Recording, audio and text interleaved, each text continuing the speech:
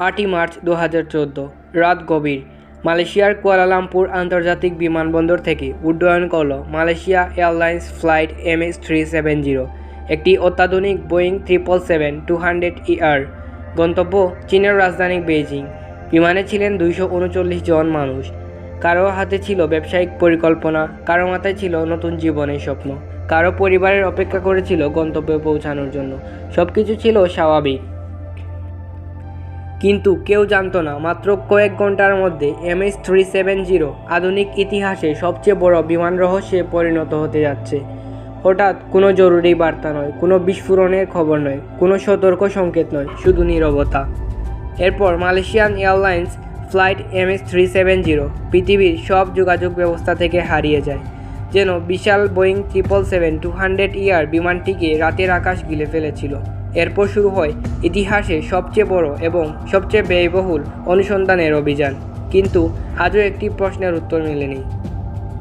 MH370 এর সঙ্গে আসলে কী ঘটেছিল?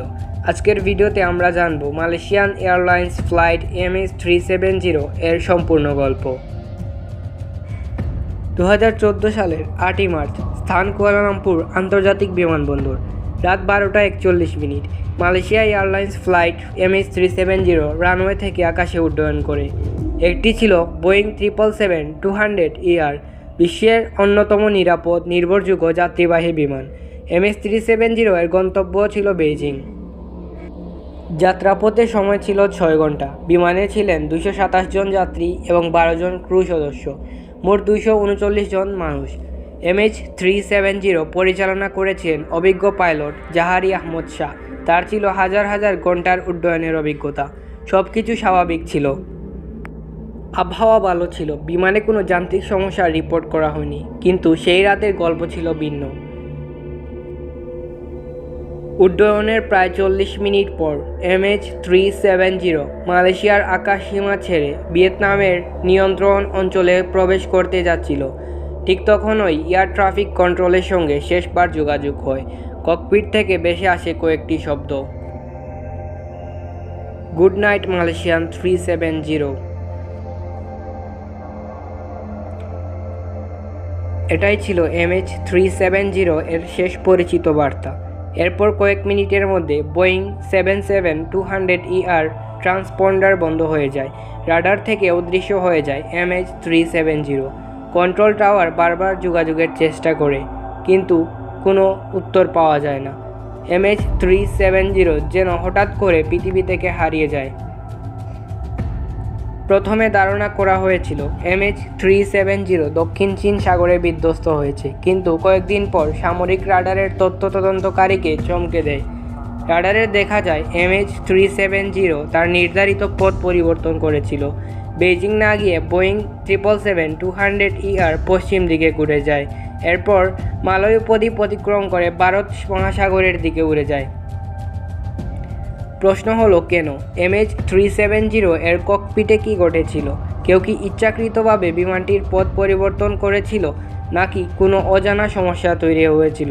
এই প্রশ্নগুলোর উত্তর আজও অজানা। MH370 নিখোঁজ হওয়ার পর শুরু হয় ইতিহাসের সবচেয়ে বড় বিমান অনুসন্ধান অভিযান।